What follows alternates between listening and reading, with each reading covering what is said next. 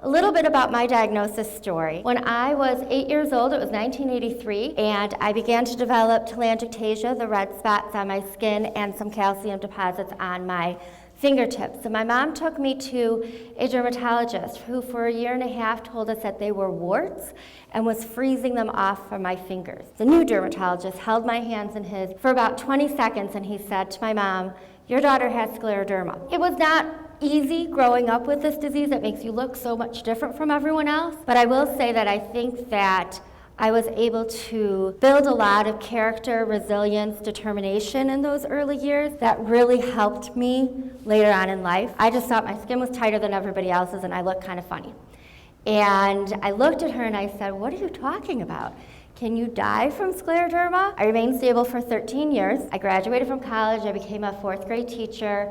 I met and married my wonderful husband, and we had our first child. I had a son in 2003. We were given the green light to go ahead and have a second child. I had my daughter, and 12 hours after giving birth via C-section, I suffered very, very grave complications, which ultimately led to a 218-day hospital stay, where I lost my colon, my spleen, underwent 8 surgeries, had 2 tracheotomies, lost the ability to eat, speak, breathe, and move independently. I think that I harnessed all of that resilience, all of that courage, all of that determination and stubbornness that I had built up from having lived with scleroderma since I was 10 years old, and I was determined that that was not going to be my outcome. Living with scleroderma is not super fun and exciting every day. It gives us a lot of resilience, perspective, abilities to overcome obstacles that most people don't possess. And on December 1st, my husband came and picked me up to take me home. You can't just pretend it didn't happen. You can't just deny it. I went through a lot of anxiety,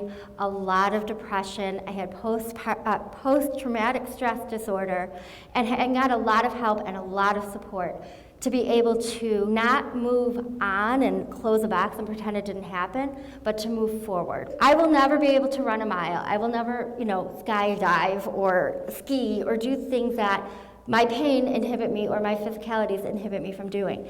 But there are a lot of things I can do that I enjoy, and if we can just push through the pain or not make it our shrine, that's, I think, a better way to live, and also makes more people want to hang out with us. We don't just want to get to the next doctor's appointment or the next test result or the next, blood workup. Life is about living it, not just surviving it. We're not here to just not die. We're here to live. And every morning when I wake up, that's the face I look at in the mirror. I mean, it's not the face that I would have wished for, but then I put the makeup on and move on.